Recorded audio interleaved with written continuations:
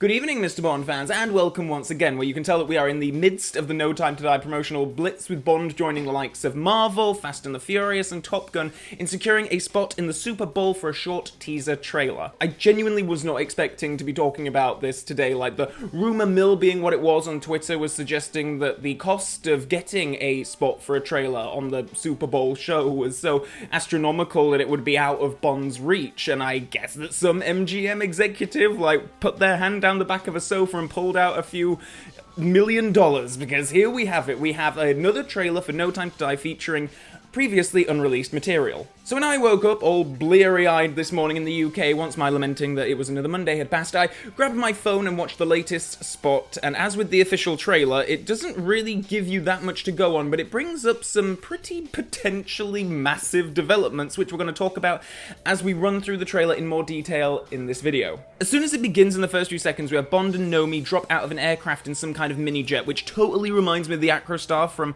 Octopussy, and I love the lines that we hear here. Bond saying, "You ever flown one of these things before?" and Nomi replying with, "Nope." And then they're just dropped out, which is really nice. Bond just looks so chilled as they're tumbling. He's looking awesome. I like that Nomi looks kind of nervous just as they're about to go, and her nope to Bond is delivered in a way that implies, shut up please. I'm guessing that this is at some point towards the end of the film, and the pair are just psyching up to go and do battle or something, and she's probably nervous about it while Bond is just kind of taking it all in his stride. Then it's the MGM logo, of course, and then we get the first of 4 text cutaways over a sliding steel 007. I wonder if that steel is stainless. Maybe Blofeld will get a hold of it at some point and forge some kind of delicatessen out of it. Anyway, these cutaways to the 007 really remind me of shots from the Quantum of Solace trailer, which had similar shots, but of a shadow 007 creeping along the screen. After that, we have a slightly different edit of the bit from the first trailer where Bond jumps off a bridge, this one featuring a new shot we haven't seen before, and I guess this is indicative of the film still being in post-production, with edits potentially still taking place, so I guess there's probably footage in these promotional materials that won't actually end up in the finished film, depending on which version and which edit they go with. There's more Aston Martin Gatling gun shooting, which is all good, and then one of the more interesting creative decisions takes place. The next title card says, "The 25th film." I find this interesting because they're not promoting this as the 5th Bond film, the 5th Daniel Craig Bond film, or the final Daniel Craig Bond film. They are marketing it as the 25th Bond film, which it is, of course, but I kind of wonder what the motivation is behind that, especially with the Daniel Craig series being sort of set aside from the first 20 films in the series. I do kind of wonder if they're going down or they're trying to go down some kind of anniversary angle in the hope that that might generate some more buzz, more publicity, like with Skyfall. Obviously, it was the 50th anniversary since Dr. No was released, Skyfall being such a big hit that it was. I guess that kind of nostalgia that kind of big anniversary brings with it can help immeasurably when it comes to the box office. And I guess the 25th film in the series is a little catchier than the 58th anniversary of the film series. Then we get a whole bunch of new shots, and I think it's safe to say this is going to be one gorgeous-looking Bond film. I especially love the shot of the guys coming down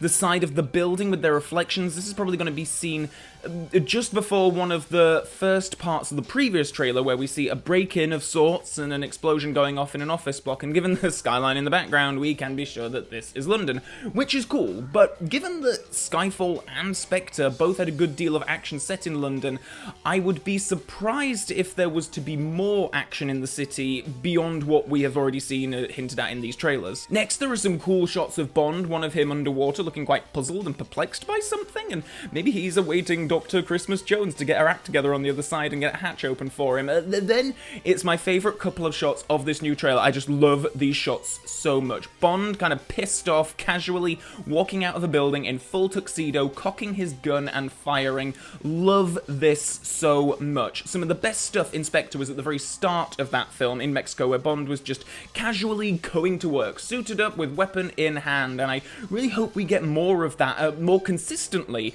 through this new movie. After that, it's a couple of balcony shots and Madeline looking all mopey and sexy while a line from Blofeld plays. When her secret finds its way out. Immediately followed by a character we believe to be Safin firing at someone trapped beneath the ice. The editing of this certainly seems to confirm what we were all relatively certain of at this point, that the character trapped under the ice is a young Madeline in a flashback, and we'll see acting out her story that she kind of half told from Spectre about a man coming to kill her dad when she was a kid. At this point, I am kind of half wondering whether this whole flashback sequence with the young Madeline and Safin is going to be the pre-credit sequence for the film, because the Bond series has never really done flashbacks as such before, in very rare instances of that happening, like with the George Lazenby kind of has a bit of a flashback in On Her Majesty's Secret Service, where we have the image of Tracy being dragged away projected on M's window, and of course the pre-title sequence of GoldenEye is set before the main body of the film. It's not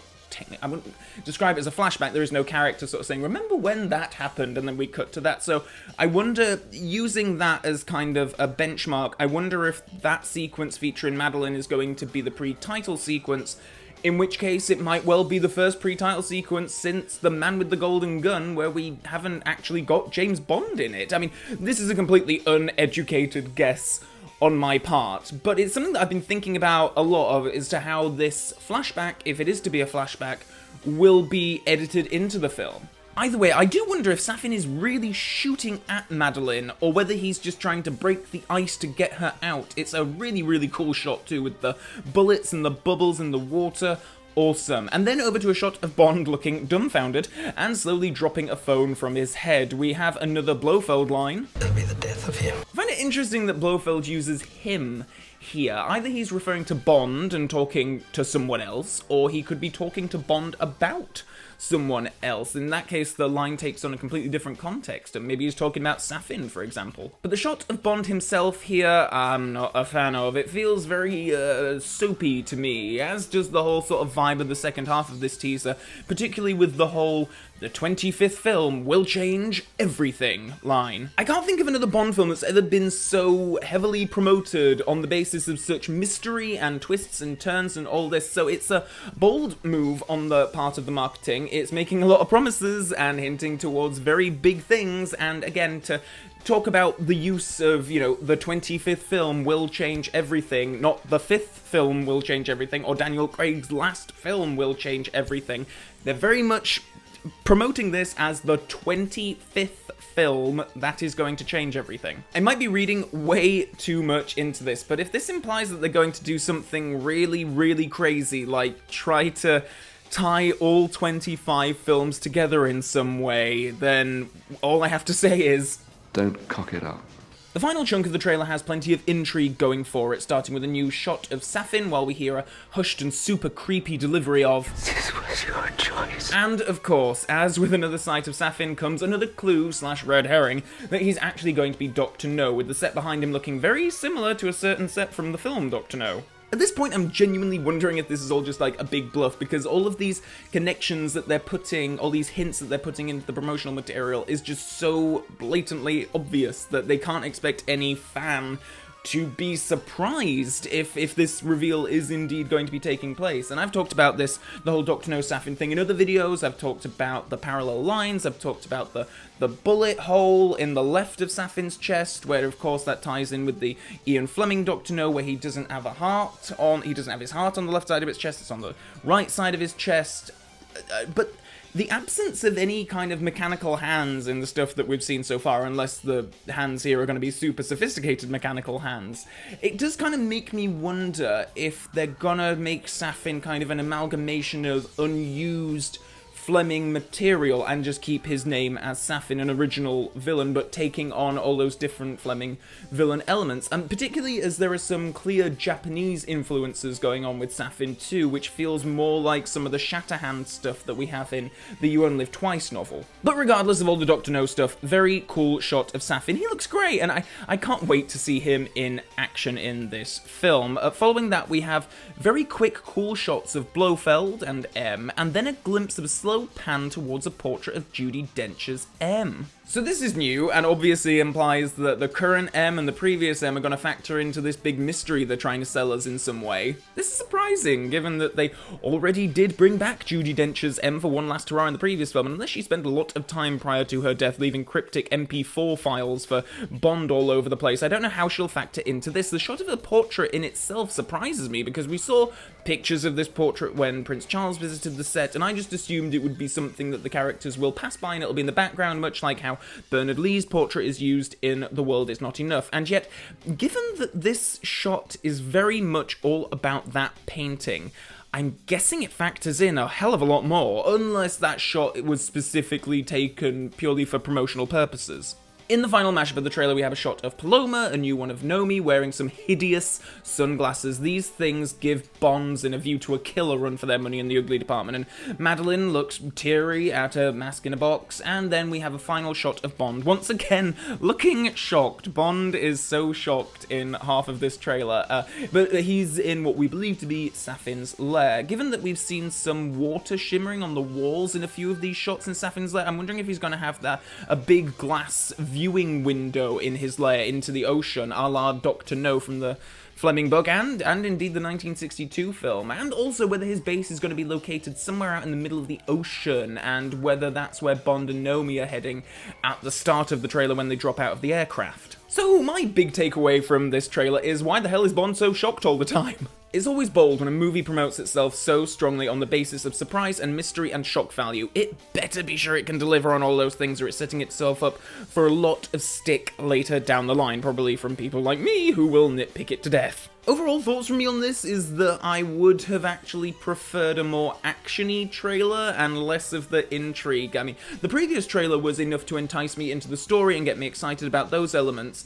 I don't know if I necessarily wanted the extra questions or teasers that this new spot poses. As it currently stands, this spot feels very soap opera-y to me, and, you know, with all the focus on the mystery and everyone looking so shocked and emotional, whereas I would have actually just been happier with Bond in a tux, like, looking cool, and then some cars in action, just to get my adrenaline pumping. But all that being said, my hype for the film isn't diminished. I just didn't really gel with the vibe that this particular bit of promotional material was going for, but it certainly provided even more food for thought, and I'm very impressed that the marketing campaign for this film has been anything but conventional. I'm talking about things I never thought I'd be talking about on this channel, and I already can't wait for the next bit of material whenever we get it. As always, Bond fans, please do let me know your thoughts on this latest bit of promotional material in the comment section below. Did this do anything to entice you into the story? Did it succeed on any level where the previous material didn't for you? Please do let me know, and as always, you can check out my various social medias. The links to my Twitter, Facebook pages are below, as well as a link to my Patreon page, where if you follow that link, you can find out how to support this channel by going one extra step. So with all that being said, so long for now, Bond fans.